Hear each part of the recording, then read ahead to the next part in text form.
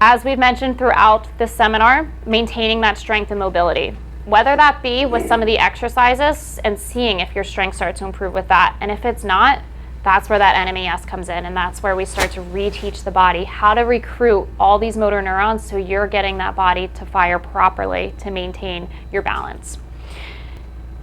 The next step, getting that fall screen from a physical therapist, starting PT as needed to restart your balance training journey. Some of you may already have started that, some of you may have been through PT, but sometimes we need a little bit of a refresher to get us back on that regular workout routine to increase our safety and get us back to doing the activities that we went to. And lastly, as I mentioned earlier, our households might be setting us up for failure with falls.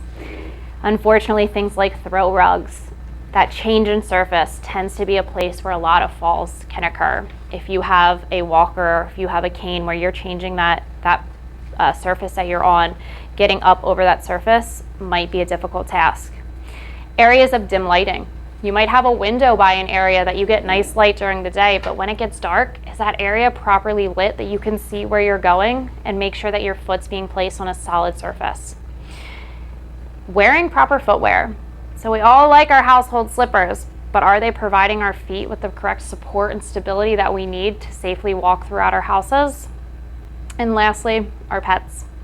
Pets are a tough one. They're not always easy to know where they're going, but to try to know where they are if you are getting up off a recliner or if you're getting up off a chair, making sure that they move first so that they're out of your way and you're not trying to dodge them as you're changing positions. My cats try to murder me at least once a week. So difficulty with balance can have many causes, as we discussed tonight. There should never be a one-size-fits-all approach, and you should be aware of that and look for solutions because solutions exist. Problems with movement usually have movement answers, and that's how physical therapy works, right? We don't prescribe medications, we don't do that sort of thing, but what we do is we look at what is happening in your movement and we change that movement so that you can move more easily.